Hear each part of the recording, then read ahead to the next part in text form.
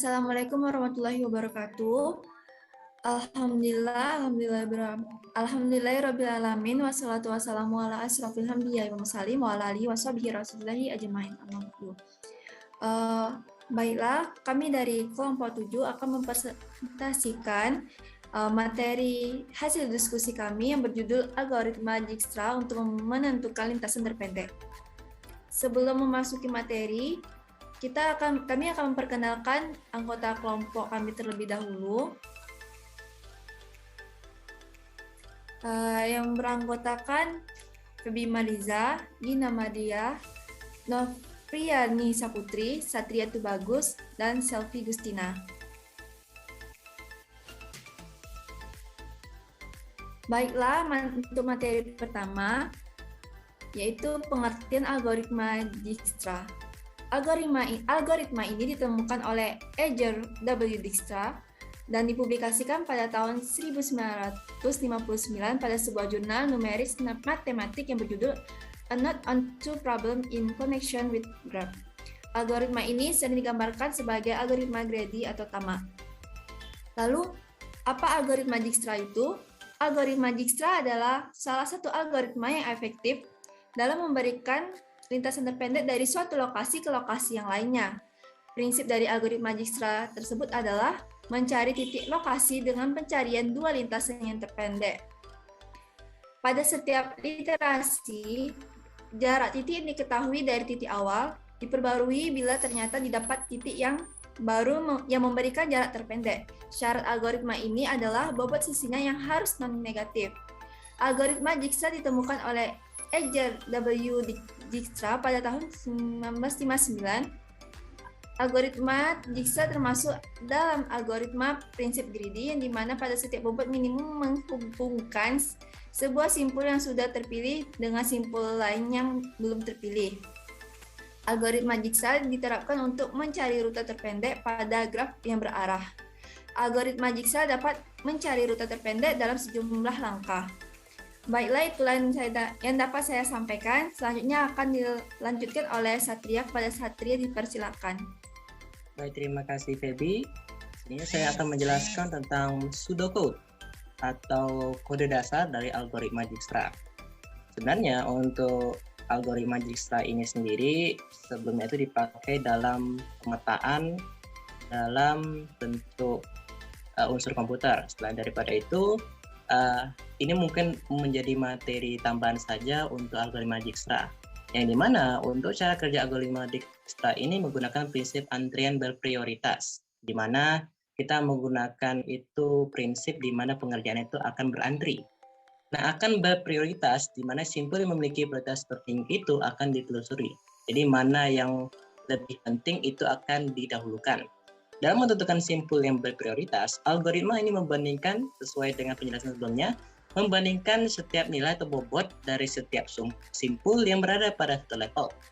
Selanjutnya, bobot atau nilai selanjutnya itu dari setiap simpul akan disimpan untuk membandingkan nilai yang akan ditemukan dari setiap rute yang akan ditemukan kemudian. Begitu seterusnya sampai ditemukan simpul yang dicari. Jadi kita seperti mencari arah yang terpendek yang bisa kita ambil. Itulah kita bilang cara kerja dari algoritma Dijkstra. Nah, di sini ada bentuk dasar dari pseudocode-nya yang dimana apa yang kita masukkan adalah bentuk dari graf berbobot D atau bentuk gambar dari graf dengan titik awal V0 atau kita bilang aja titik 0, titik awal. Nah, apa yang dihasilkan adalah pohon lintasan terpendek dengan titik awal V0. Nah, dalam hal ini kita akan mengotak-atik, ya nggak usah bilang otak-atik, kita bilang menginisiasikan titik awal sebagai pohon T. Jadi awal dalam pembentukannya itu adalah V0. Nah, selanjutnya dengan sebagai X sebagai himpunan sisi bertetangga, sisi bertetangga ini artinya tuh ada sisi yang melintasi kedua titik. Nah, selama X itu tidak sama dengan hampa atau tidak ada. Nah, selanjutnya kita ngambil suatu rumus. Nah, ini bisa ambil rumus di sini.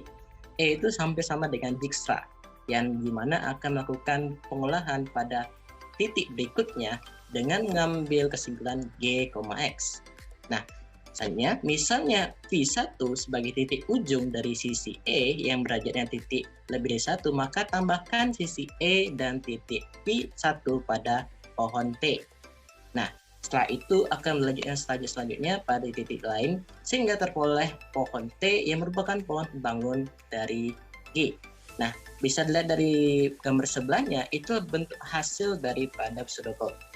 Nah, hal ini bisa kita ketahui kembali bahwa ada penentuan angka yang pada dasarnya diperlihatkan. Di sini kita ketahui baru ada V0 itu sama dalam kurung 0,0, 1,2 pada V1, V5 2,3 dan lain-lain. Apa penjelasannya? Nah, kita ambil dulu. Misalkan D dalam kurung V 0, V itu penataannya ya, menyatakan jarak dari titik V0 ke titik F, titik V, untuk setiap titik V pada pohon. Pada gambar di samping atau di atas itu memperlihatkan penambahan sisi pada setiap pengulangan untuk membentuk pohon Dijkstra. Nah, angka pertama, yaitu V0-nya, adalah menyatakan pengulangannya, berapa kali lintasan dilalui. Nah, selanjutnya, untuk angka kedua menyatakan dv0, V. Artinya di sini berapa jaraknya. Untuk setiap V itu akan merupakan bagian dari V, yang dimana itu bentuk dari pohon G. Nah, pada pengulangan pertama, sisi terkait dari ujungnya berderajat 1. Nah, yaitu akan berubah menjadi bentuknya itu pengulangan terhadap 1 kali. Maka kita ngambil aja dari V0 dan V1 dan V0, V5. Nah, titik 0 itu ada saat tulisan memiliki nilai lebih rendah dari titik V1 sehingga sisi ditambahkan adalah V0, V1. Nah, pada pengulangan kedua, nah ini kan kita ngambil aja kombinasinya, ini mana ada V dari V0, V1 ke V2, berarti kita dia bilang situ ada V2. Dasarnya lain akan memiliki ujungnya derajat lebih daripada 1. Nah, seperti V0, V5, V1, V2, V1, V3, V1, V4, dan seterusnya. Sisi yang titik ujungnya paling dekat dengan V0 adalah V1 dan V5. Benar, karena sesuai dengan gambar, yang menjadi tujuan daripada V0 adalah V1 dan V5. Sehingga sisi tersebut ditambahkan ke dalam pohon Dijkstra. Nah, setiap angka yang memiliki perolehan atau memiliki hubungan antara lintasan tersebut akan dimasukkan dalam pohon. Hal tersebut dilakukan untuk pengulangan selanjutnya sampai pohon Dijkstra yang terbentuk atau ditemukan merupakan pohon pembangun dari graf G. Nah, pada gambar di atas tadi, sisi tebal bisa kita lihat di sisi tebalnya adalah lintasan dari titik V0 ke titik lainnya di graf G yang diperoleh dengan algoritma Dijkstra. Jadi yang bisa kita lihat bahwa garis-garis tebal itu termasuk algoritma Dijkstra. Baik, itu saja. Dan daripada itu bentuk dari pseudocode ada juga penerapannya kembali. Tadi bentuk dasarnya, sekarang bagaimana bentuk codingannya bisa dilihat dari gambar di samping. Nah, ini bagi yang bisa kira-kiranya untuk membuat suatu programan disilahkan. Nah, ini bentuk kodenya. Tetapi bagi yang kita sendiri untuk mempelajari, kita hanya memahami saja. Inilah bentuk kodenya. Baik, itu saja yang dapat saya sampaikan. Untuk materi selanjutnya akan disampaikan oleh Gina. Pak Gina, dipersilakan. Baiklah, selanjutnya adalah langkah-langkah algoritma Dijkstra. Langkah yang pertama adalah menentukan titik mana yang akan menjadi node awal. Lalu kita beri bobot jarak pada node pertama ke node terdekat satu persatu. Dijkstra akan melakukan pengembangan pencarian dari satu titik ke titik lain dan ke titik selanjutnya tahap demi tahapnya. Lalu yang kedua, beri nilai bobot atau jarak untuk setiap titik ke titik lainnya.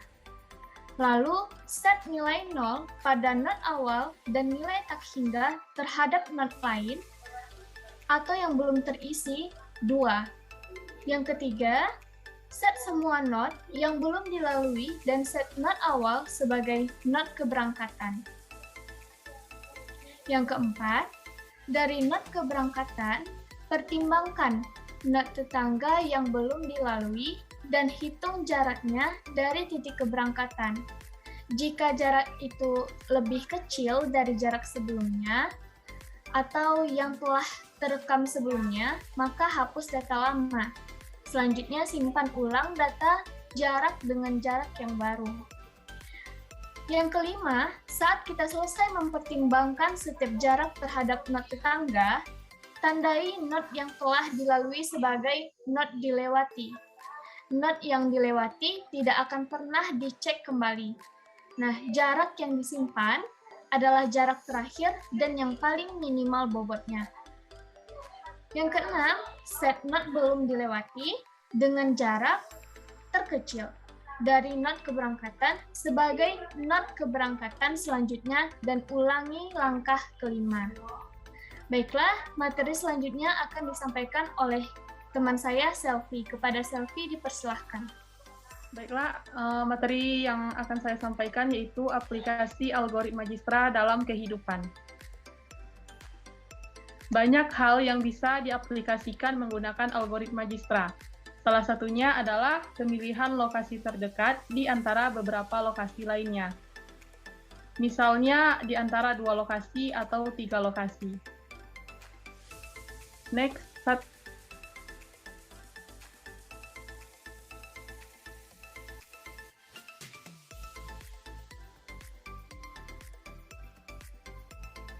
Nah, di sini kita akan mengambil contoh dalam kehidupan kita, yaitu pada Google Maps.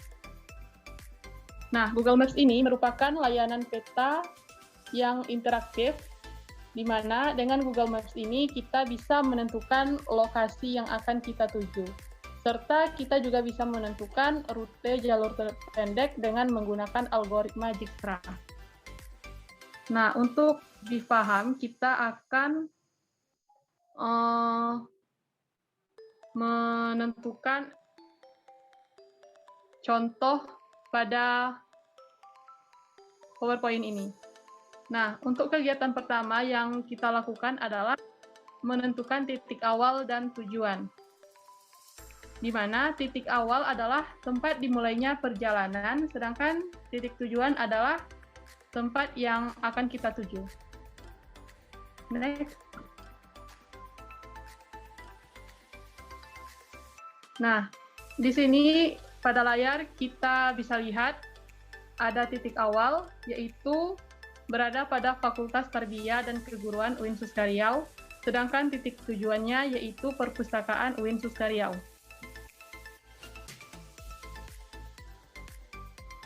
Nah, untuk cara yang kedua adalah kita akan menentukan titik jalur yang akan kita lalui, di mana di sini ada 2 jalur yaitu jalur pertama dan jalur kedua. Di mana jalur pertama ini yang kita lalui yaitu ada Fakultas Tarbiyah dan Keguruan, Central Point Knowledge mahasiswa, gedung kuliah Fakultas Tarbiyah dan Keguruan, Fakultas Dakwah dan Ilmu Komunikasi, Fakultas Ekonomi Ilmu Sosial, dan Perpustakaan UIN Suska Riau. Sedangkan pada jalur kedua, titik yang kita lalui yaitu ada Fakultas Tarbiyah dan Keguruan, Central Point Knowledge mahasiswa, gedung kuliah FTK, LPPM, Islamic Center, Kolam, PRI Syariah, dan Perpustakaan. Next. Nah, titik-titik jalur yang kita lalui tadi akan kita buat dengan pemetaan not untuk setiap lokasi, beserta keterangan untuk mempermudah dalam mempresentasikannya, yaitu dalam bentuk graf berarah. Di sini pada tabel ini kita bisa lihat untuk not O, yaitu Fakultas Tarbiyah dan Keguruan, dinyatakan sebagai titik awal, sedangkan A sampai H dinyatakan sebagai jalur, dan di sini ada I, yaitu Perpustakaan UIN Suska Riau dinyatakan sebagai titik tujuan.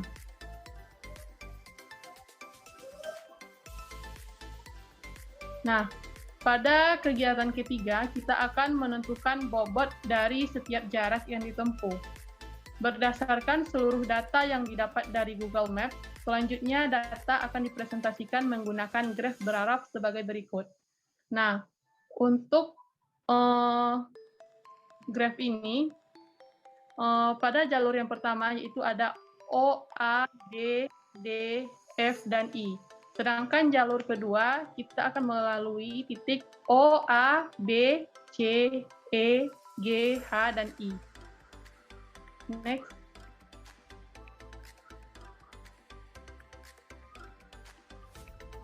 Nah, kemudian jarak tempuh atau bobot yang dipresentasikan dalam satuan meter. Berikut ini ringkasan jalur tempuh atau bobot yang bisa dilewati. Nah, untuk jarak O ke A, yaitu 15 meter, A ke B 150 meter, dan seterusnya. Nah, pada kegiatan keempat, kita akan melakukan iterasi pembobotan jalur terpendek untuk sampai ke titik tujuan. Pada langkah ini, kita akan melakukan iterasi perhitungan metode algoritma Dijkstra secara looping dari titik awal keberangkatan sampai ke lokasi tujuan. Iterasi algoritma Dijkstra dilakukan dengan memperhatikan jalur atau rute terpendek perjalanan dari Fakultas Tarbiyah dan Keguruan UIN Susta Riau ke Perpustakaan UIN Susta Riau. Nah, di sini sudah ada kolomnya, di mana iterasi 1, jalur yang kita lalui ada O, A, B, C, E, G, H, I. Dengan memiliki jaraknya masing-masing, sehingga total jarak yang kita dapatkan adalah 600. Sedangkan pada iterasi kedua, jalur yang kita lewati ada O, A, B, D, F, dan I, dengan jaraknya masing-masing, sehingga total jarak yang kita dapatkan adalah 800.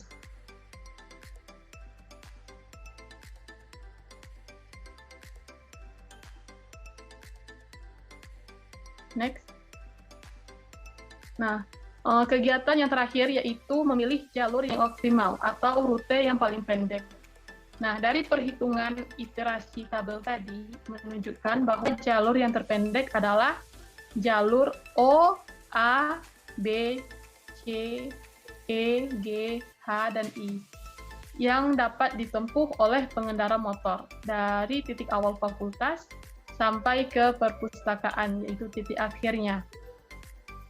Maka deskripsi jalur yang ditempuh pengendara motor adalah sebagai berikut.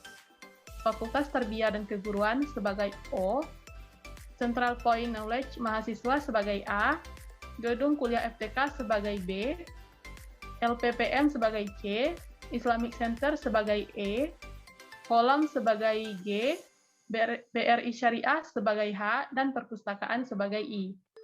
Sehingga jalur yang terpendek yang didapat dapat memberikan keuntungan bagi pengendara dari sisi waktu yang menjadi lebih cepat, dari sisi biaya menjadi lebih hemat, dan dari sisi jarak menjadi lebih dekat. Baiklah, itulah yang dapat saya sampaikan. Materi selanjutnya akan dijelaskan oleh Arni. Kepada Arni. Di sini saya Nofrianisa Putri akan menjelaskan contoh soal algoritma Dijkstra. Nah, di sini kita akan mencari lintasan terpendek dari simpul A ke simpul F. Nah, yang pertama, kita tulis dulu notnya A, B, C, D, E, F. Kemudian, di sini kita letak dulu 0. Di sini A. Nah, sebelumnya ini 4332 ini mewakili jarak. Nah, jadi di sini kita jarak titik A ini tetap 0, dan kemudian yang lainnya itu tidak hingga. Nah, karena di sini yang paling kecil adalah 0, maka kita bintangkan atau kita permanenkan. Nah, kemudian karena di sini A, maka kita turunkan di sini atau kita cari yang dari A dulu. Oke. Nah, kemudian A ke B dan ke C, ada 2 alur. Nah, di sini A ke B 4 dan A ke C itu 3. Nah, yang D, E, F itu tahingga. Kenapa tahingga? Karena nggak ada rutenya A langsung ke D. Maka yang lain itu E, F itu tidak hingga. Nah, tadi sudah kita cari B dan C-nya itu 4 sama 3. Oke? Nah, karena tadi lebih kecil yang mana nih? 4 dengan 3? Itu 3. Jadi kita bintangkan 3 ini. Nah, kemudian karena yang ini yang paling kecil, maka yang C inilah kita cari lagi dari C. Nah, kemudian yang kita bintangkan ini kita turunkan 0 dengan 3. Nah, yang B dari C ke B. C ke B itu tidak ada, maka kita turunkan saja 4.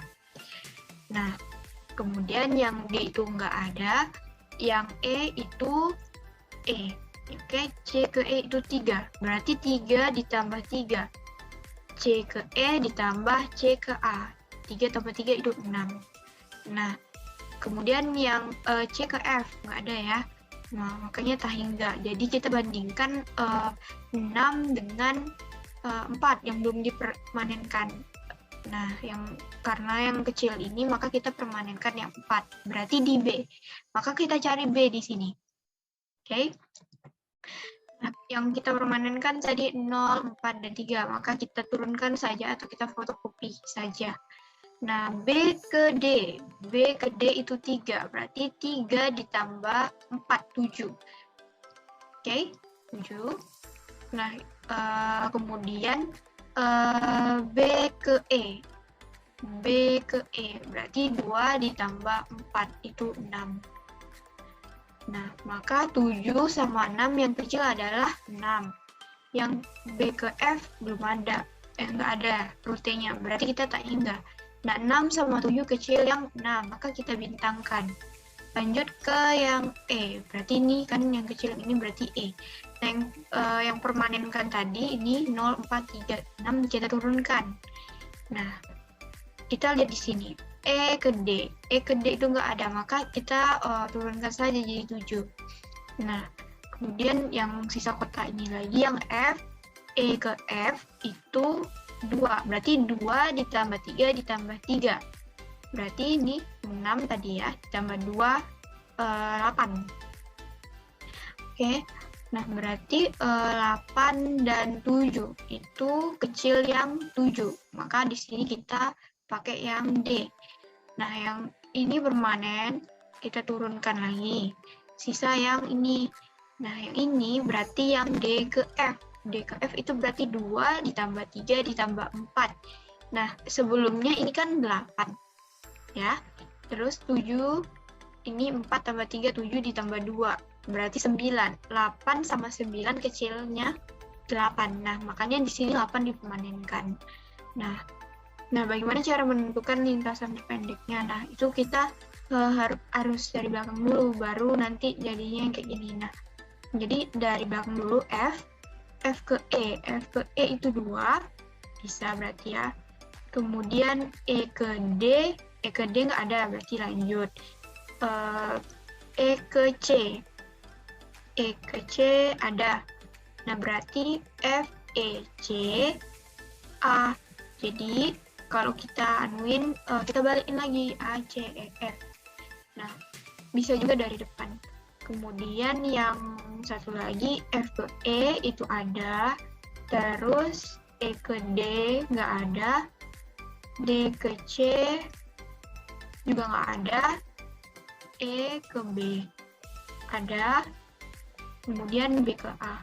Nah, berarti A, B, E, F. Nah, baiklah, itu saja yang dapat saya sampaikan. Lebih dan kurang mohon dimaafkan. Saya tutup. Wassalamualaikum warahmatullahi wabarakatuh.